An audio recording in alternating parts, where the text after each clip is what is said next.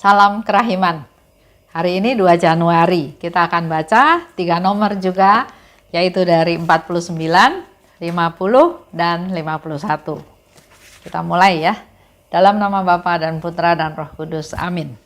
49. Ketika aku menyampaikan hal ini kepada Bapa pengakuanku, aku mendapat jawaban ini. Hal itu dimaksudkan untuk jiwamu. Ia berkata kepadaku, jelasnya, lukislah gambar Allah di dalam jiwamu. Ketika aku keluar dari kamar pengakuan, sekali lagi aku mendengar suara seperti ini.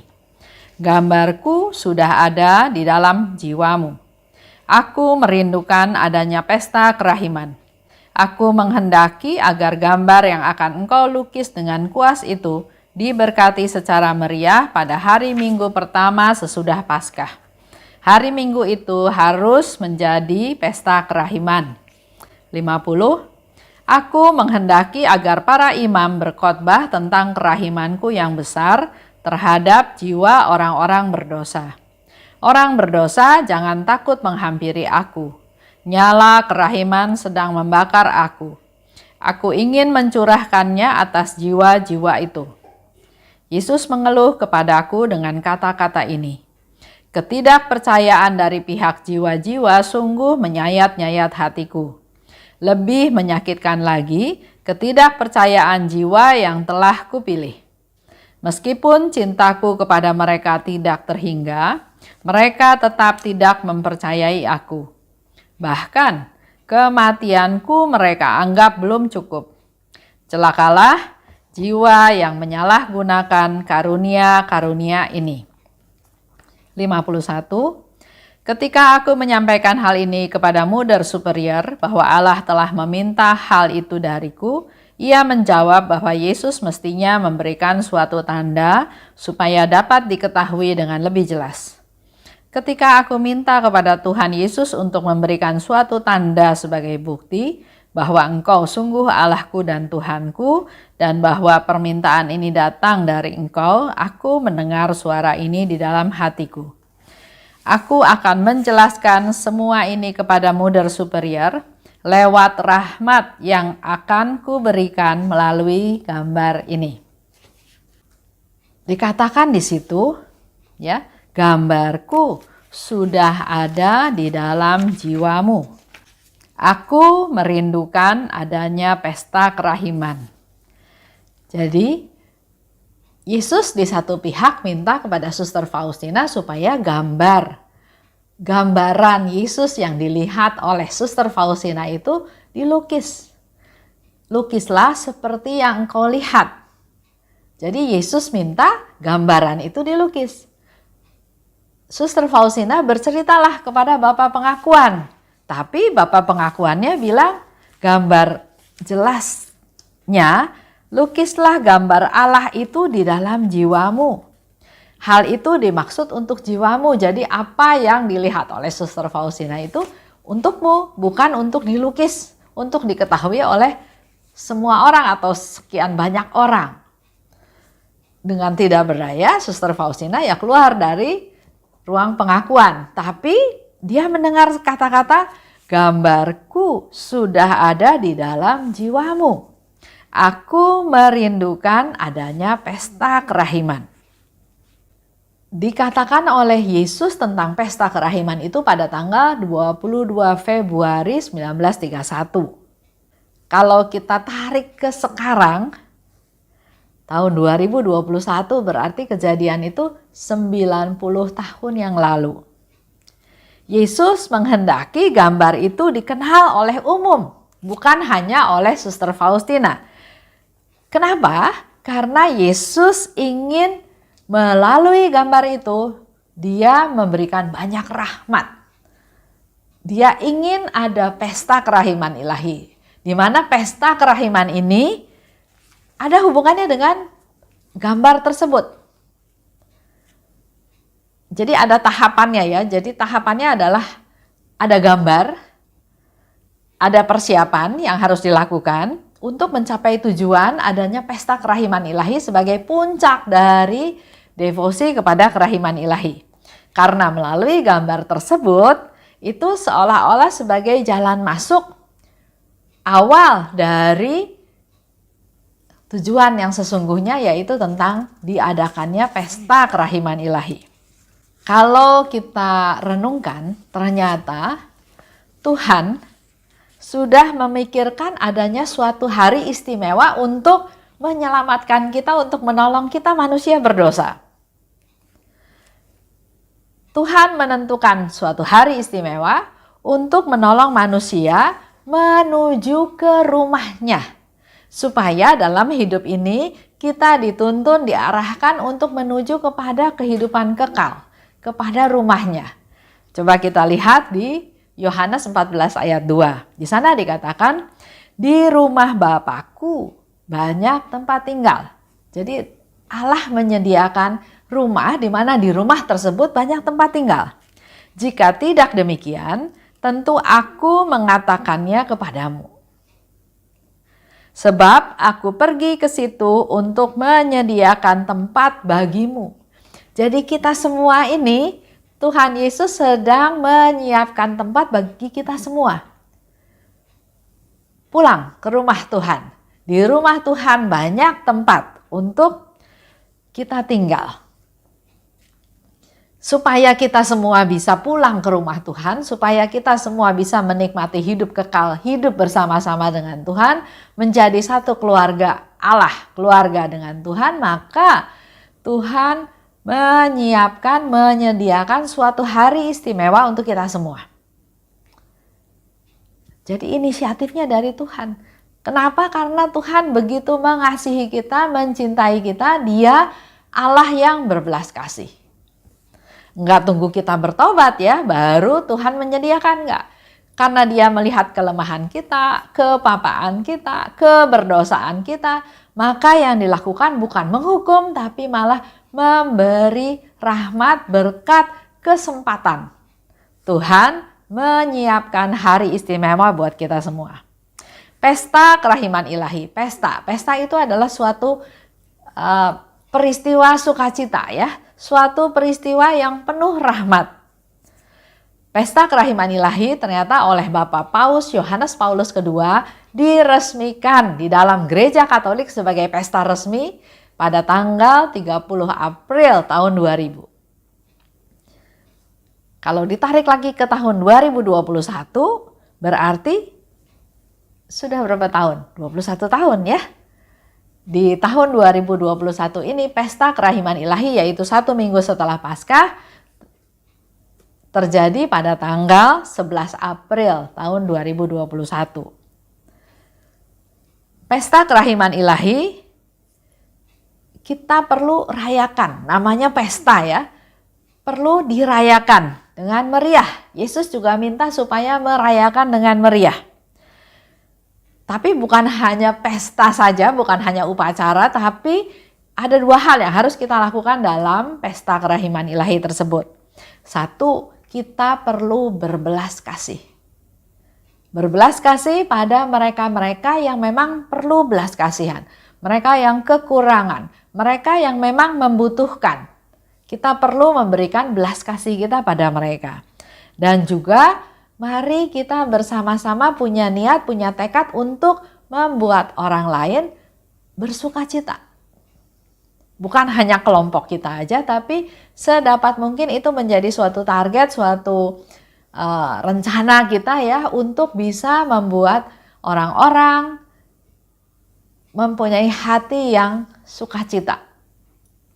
Itu bisa menjadi satu tantangan, satu rencana kerja untuk kita rayakan pesta kerahiman ilahi di tahun 2021 ini. Yang kalau melihat beberapa pertimbangan, mungkin masih dalam masa banyak online ya. Karena belum bisa offline, belum bisa normal seperti sebelum terjadi pandemi. Nah, apa yang harus kita lakukan supaya perbuatan belas kasih kita itu juga sampai kepada mereka yang perlu diperhatikan, yang kekurangan. Lebih lanjut Yesus katakan, aku menghendaki agar gambar yang akan engkau lukis dengan kuas itu diberkati secara meriah.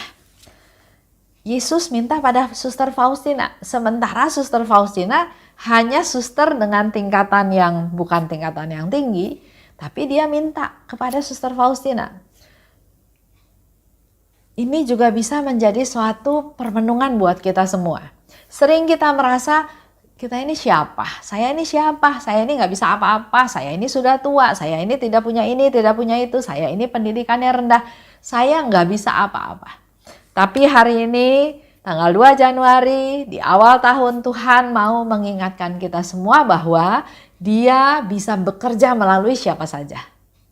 Yang dibutuhkan oleh Tuhan adalah keterbukaan hati, kerelaan hati.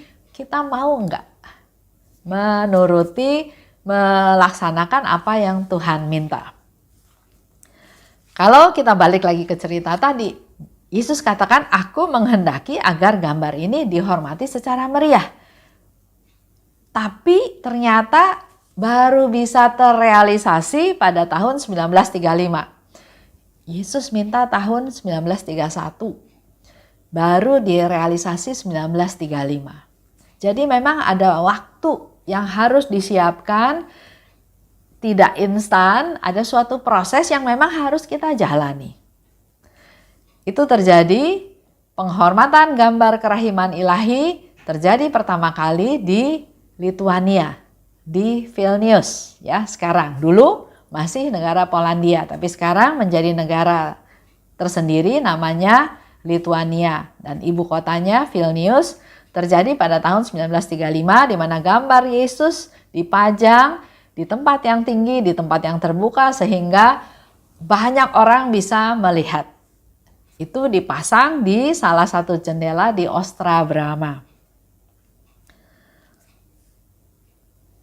Disahkan, diresmikan sebagai pesta kerahiman ilahi 1 minggu setelah Paskah oleh Bapak Paus Yohanes Paulus pada tahun 2000. Jadi kalau kita tarik lagi tahun 1931 ke tahun 2000, 69 tahun kemudian baru diresmikan menjadi pesta resmi Gereja Katolik. Diary nomor 50 mengatakan, Yesus katakan, aku menghendaki agar para imam memberitakan kerahimanku yang besar terhadap jiwa orang berdosa. Yesus minta peran para imam.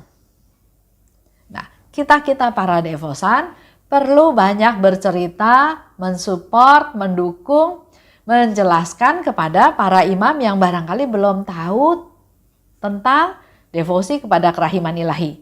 Belum terlalu tahu tentang keinginan Tuhan ini. Karena kita tahu sampai sekarang ya, ada gereja yang sudah merayakan pesta kerahiman ilahi, ada gereja yang belum melaksanakan atau belum siap atau memang mereka belum merasa perlu.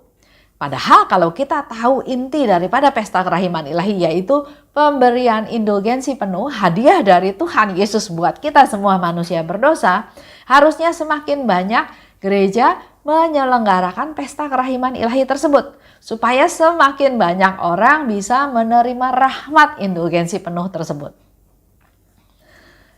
Imam dikatakan oleh Tuhan Yesus adalah permata-permataku. Jadi imam itu adalah sosok orang yang berharga di mata Tuhan.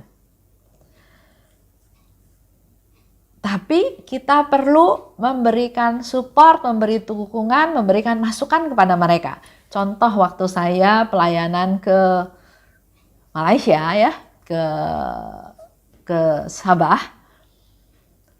Itu pertama sekali datang ke sana cerita tentang devosi kepada kerahiman ilahi, bahkan Bapak Uskupnya pun ikut mendengarkan. Beberapa bulan kemudian diundang lagi ke sana di kota yang lain ya, tapi masih di negara bagian Sabah, memberikan juga devosi, seminar devosi kepada kerahiman ilahi, dan ternyata Bapak Uskup meminta para pastor di sana untuk tahu tentang devosi kepada kerahiman ilahi ini. Tidak mengharuskan ya, tapi minimal dia menganjurkan para romonya perlu tahu. Karena menurut Bapak Uskup ini adalah bagus, ajaran yang bagus, devosi yang bagus di mana kita mengandalkan kerahiman Tuhan. Jadi Ada langkah-langkah yang harus kita lakukan sebagai devosan. Buat Bapak Ibu yang barangkali parokinya atau pastornya belum tahu, kita punya tugas untuk menjelaskan, menginformasikan. Tapi jangan memaksakan kehendak. Karena kalau memang belum saatnya, belum waktunya, hal itu belum terjadi. Sama seperti Yesus bilang, aku minta gambar ini dilukis. Aku ingin gambar itu dihormati secara publik. Tahun 1931. Tapi realisasinya tahun 1935. Aku mau minggu pertama setelah Paskah menjadi pesta kerahiman. Itu juga bicaranya tahun 1931. Tapi baru terrealisasi tahun 2000. Ada waktu ya, jadi kita perlu menjelaskan, menceritakan, perlu berusaha, tapi nggak boleh memaksakan kehendak. Katakan pada para imam bahwa orang berdosa yang keras hati akan bertobat pada saat mendengar mereka berbicara tentang kerahimanku yang tak terbatas. Nah, ini bisa diceritakan kepada para imam. Itu ada di 15:21 yang dikatakan oleh Yesus untuk jelaskan ke para imam bahwa orang berdosa yang keras hati pun akan bertobat kalau mendengar romo tersebut berbicara tentang kerahiman Tuhan. Ada sebagian romo mungkin yang nggak yakin, tapi di dalam diary juga Yesus berjanji dia akan memberikan kemampuan, akan mengurapi romo tersebut sehingga dia bisa berkata-kata sesuai dengan apa yang Tuhan kehendaki tentang kerahiman dan bisa mempertobatkan orang-orang walaupun dosanya besar sekali ya. Dikatakan lebih lanjut, imam itu perlu memberitakan kepada setiap orang tentang kerahimanku yang agung. Kalau di nomor 50, kerahimanku yang besar, Yesus katakan. Tapi di 570, Yesus katakan imam memberitakan, menceritakan tentang kerahimanku yang agung. Ya, ada perbedaan. Nanti kita bisa pelajari lebih lanjut. Kerahiman ini perlu diberitakan. Ya, kita sama-sama setuju, kita sama-sama tahu ya. Kenapa? Karena satu, pemberitaan tentang kerahiman ini memang diminta oleh Yesus. Yesus yang minta. Wartakan, beritakan, ceritakan. Yesus yang minta, otomatis kita sebagai umatnya, sebagai anaknya, sebagai muridnya perlu melaksanakan apa yang Yesus minta. Kedua, apa yang diceritakan itu adalah harus bicara tentang kerahiman. Fokusnya pada Tuhan yang Maha Rahim. Ada Tuhan yang Maha Esa, ada Tuhan yang Maha Kuasa, Tuhan yang bisa membuat mujizat dan lain-lain ya. Tapi kita fokus kepada Tuhan yang Maha Rahim. Kita mau cerita atau mau menginformasikan juga bahwa kerahiman Tuhan itu luar biasa besar. Tidak ada batasnya. Itu yang mau kita ceritakan. Dan sasaran utama dari kerahiman Tuhan ini adalah untuk mereka atau untuk kita semua pendosa, para pendosa, khususnya pendosa yang malang. Dan Yesus minta supaya kerahiman ini disampaikan sedemikian rupa supaya orang berdosa enggak takut untuk datang untuk menghampiri Yesus. Jadi jangan ditakut-takutin ya. Ada yang cerita misalnya, ayo bertobat, bentar lagi kiamat. Bukan seperti itu ya. Jangan ditakut-takutin, tapi mari kita menjelaskan, menceritakan agar dia bisa tahu dan mengalami kerahiman Tuhan. Bahwa Tuhan itu Maha Rahim, Tuhan itu berbelas kasih, Tuhan itu begitu baik. Contoh, sekarang kita lihat realisasinya daripada apa yang diinginkan oleh Yesus. Yesus berbicara mengenai hal ini di tahun 1931. Pada tahun 2000, Bapak Paus menyatakan bahwa pesta kerahiman ilahi menjadi pesta resmi Gereja Katolik pada tahun 2000. Tapi setelah itu, respon yang terjadi nggak seperti yang diharapkan. Sehingga Bapak Paus Yohanes Paulus membuat suatu ensiklik ya tentang kerahiman. Lanjut lagi dengan Bapak Paus Fransiskus, juga bicara tentang kerahiman ilahi. Bahkan dia mengadakan tahun yubileum kerahiman ilahi luar biasa. Tahun yubileum luar biasa kerahiman. Tahun 2015 sampai 2016. Kita bolak-balik tahu tentang firman Tuhan. Lukas 6:36.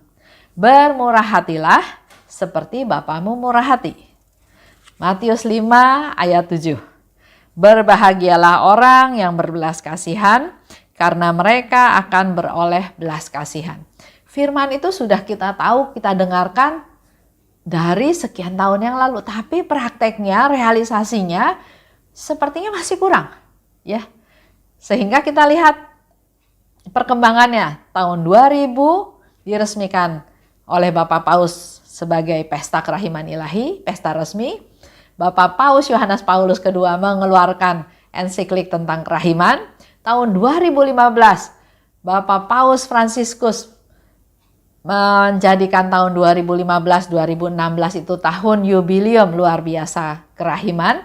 Fokusnya adalah pada kerahiman, Bahkan tahun 2021 ini, 2021, Bapak Paus Fransiskus menyatakan ini tahun Santo Yosef, di mana kita juga bisa memperoleh indulgensi penuh. Jadi memang Allah yang Maha Rahim, yang berbelas kasih sedang terus melimpahkan rahmat-Nya buat kita semua.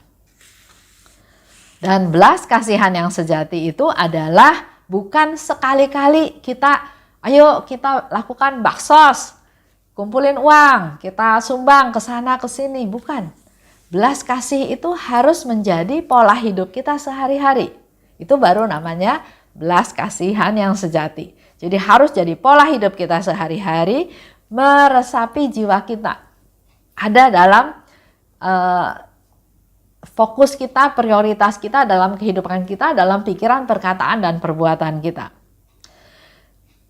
Ini nggak instan, nggak bilang saya mau terus kita langsung jadi orang yang berbelas kasih. Tapi kita tetap harus diproses melalui sakramen-sakramen, melalui rahmat-rahmat yang kita minta dari Tuhan, melalui rahmat-rahmat yang Tuhan berikan kepada kita semua, melalui pengalaman hidup kita sehari-hari di mana kita diproses untuk menjadi semakin bisa berbelas kasih. Dan prakteknya adalah pada waktu kita bertemu dengan orang lain. Jadi apa yang kita pelajari ini hanya teori. Yang menjadi langkah praktek belas kasih itu adalah pada saat kita bertemu dengan orang lain.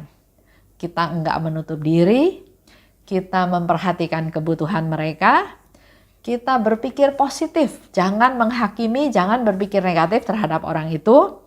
Juga kita berusaha mengangkat martabatnya, jangan justru makin menyusahkan dia atau menekan dia. Nah, kalau di nomor 51 dikatakan, aku akan menjelaskan semua itu lewat rahmat yang akan kuberikan melalui gambar itu. Jadi di sini ceritanya Muder bertanya atau Muder minta kepada Suster Faustina, kalau Tuhan Yesus mau ini mau itu harusnya kasih tanda dong.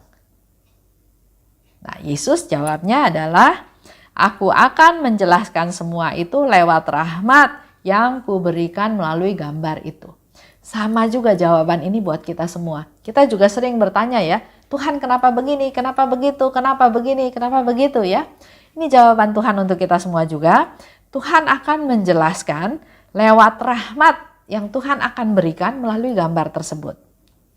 Ada proses, ada waktu, dan juga diminta dari kita adalah suatu prioritas, suatu kesungguhan, ketekunan, kesetiaan untuk supaya kita bisa memperoleh rahmat tersebut. Itu aja untuk hari ini. Jadi pakailah waktu yang ada dengan sebaik-baiknya untuk kita terus menggali rahmat dari Tuhan.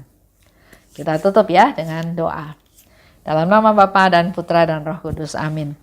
Allah Bapa yang Maha Baik, terima kasih Bapa atas segala rahmat yang Engkau berikan kepada kami. Engkau menyediakan hari istimewa untuk kami, yaitu Pesta Kerahiman Ilahi, di mana kami akan memperoleh rahmat yang luar biasa daripadamu, yaitu indulgensi penuh, dibebaskan dari semua dosa dan hukuman. Kami dalam hal ini mau berdoa untuk para imam ya Tuhan, sebagai permata-permata berharga di mata-Mu, agar mereka terbuka hatinya, mendapat jamahan-Mu dan mau menjadi alat-Mu untuk mewartakan kerahiman-Mu dimanapun mereka ditugaskan. Agar siapapun yang mendengar khotbah mereka, mendengar pengajaran mereka, pembicaraan tentang kerahiman, menjadi banyak orang, jiwa-jiwa yang berdosa menjadi bertobat. Berkati para romo supaya tetap setia untuk melaksanakan tugas-tugasnya seperti yang Kau kehendaki. Juga kami mohon belas kasihan-Mu Tuhan, agar kami dibentuk menjadi orang-orang yang berbelas kasih, yang nyata dalam pola hidup kami sehari-hari. Terima kasih Tuhan atas segala rahmat-Mu, urapi kami, berkati kami, jamah kami Tuhan, agar kami hidup berkenan di hadapan-Mu. Amin. Dalam nama Bapa dan Putra dan Roh Kudus. Amin. Salam kerahiman.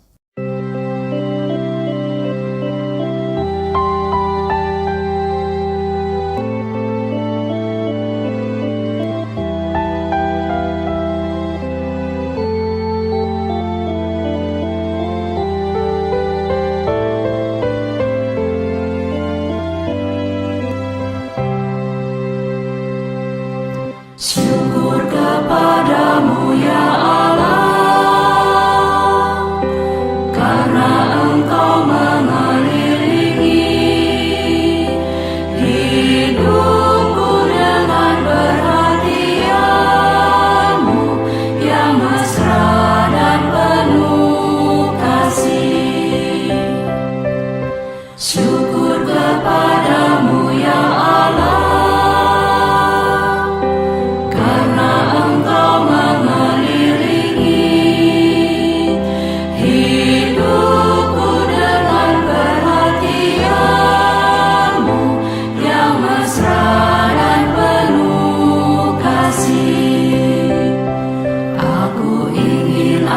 seluruh hidupku selalu menjadi ucapan syukur.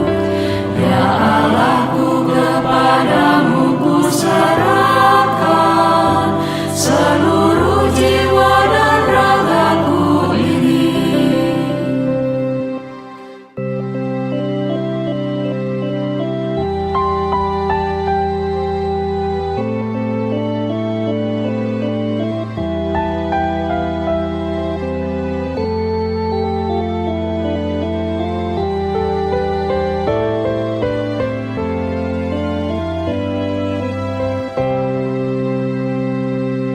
Syukur kepadamu ya Allah, karena Engkau mengelilingi hidupku dengan perhatian-Mu yang mesra dan penuh kasih. Syukur kepadamu ya Allah,